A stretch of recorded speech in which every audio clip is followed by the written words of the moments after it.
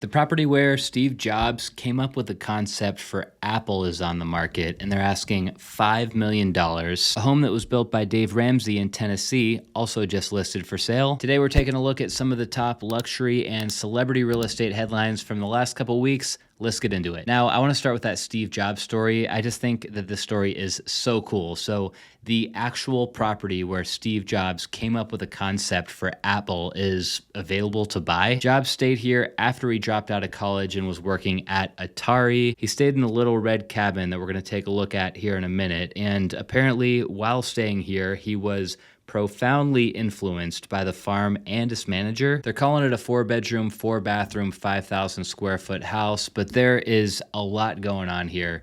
This property consists of 387 acres. There's a bunch of structures on this property. Here in this cover shot alone, we can count 1, 2, 3, 4, 5, 6. That 5,000 square feet all exist in this main house, which apparently was recently remodeled. This one here is another one of the random structures on the property. I don't know what this is used for now, to be honest. It's hard telling what it was even used for back in the day. Here's that little red house that Steve Jobs stayed at. It's just so crazy to think that this is where it all began. They've even got a little tribute to him up in this window. And then inside the cabin, obviously there's not much to it, but they're saying here in the description that the interior of this cabin looks basically exactly the same as it did whenever he lived here. I'm not going to lie, that story is going to be hard to top, but for our next story, let's talk about the Rams quarterback, Matthew Stafford. Okay, so back in 2022, he bought a couple houses off of Drake. Well, here we are 3 years later, and he just put those houses back on the market for sale. There are 2 properties with this listing, side by side. Stafford and his wife first had them on the market a year ago, but just relisted them with a $1 million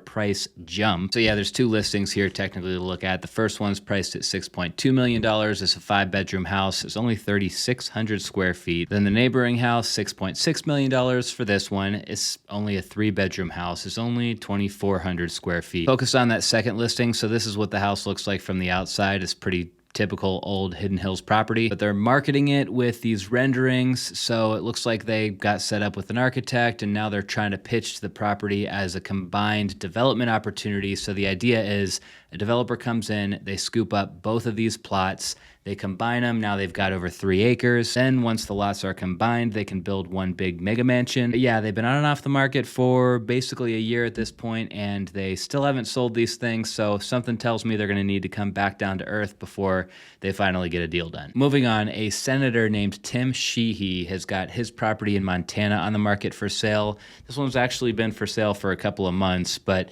the place is pretty epic. We've got to take a look. This one includes a 7-acre peninsula at the south end of the lake. Main house is 9 bedrooms, 8 bathrooms, 7,800 square feet. Anytime I see a listing like this, I just can't help but think how unbelievably cool it would be to live somewhere like this, or even at least just have it as your vacation home, right? Like, it's extremely private, extremely remote, about as scenic and picturesque as you can get. There's over 2,400 feet of total coastline here, and even though you might feel a little bit exposed because of the water in every direction, the main house is still super private. Speaking of the main house, this is what it looks like as you walk up to the front door. Imagine the Amazon delivery drivers delivering a package to this place. There's a couple other structures on this property too. Here's one of them. Here is another one of them. There are several docks. I think I counted 3 of them from the first couple of shots. You got tennis and pickleball courts here, right by the water. An incredible property. It says it's actually now under contract, which is not a surprise. I'm guessing it's going to close pretty close to that $10 million asking price. For our last story of the day, let's take a look at that house Dave Ramsey built in Tennessee. It just re-hit the market asking $15 million.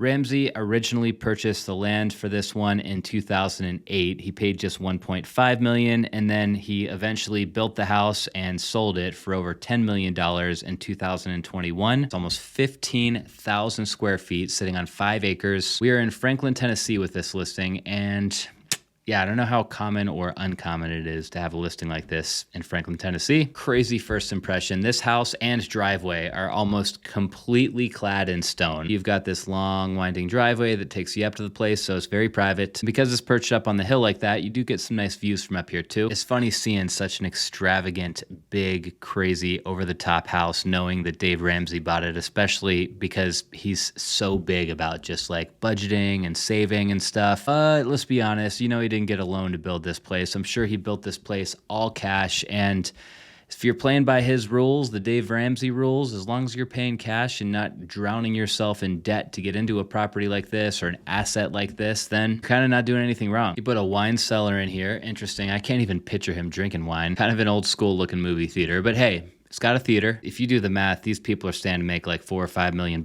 when this thing closes. Congrats to the seller. That's a wrap for this week's episode, you guys. I hope you enjoyed it. If you did, don't forget to hit the subscribe button down below before you go. We're putting new episodes just like this out here on the Estate Media channel every Monday. So yeah, if you want to catch those, hit subscribe before you go, and I'll see you then.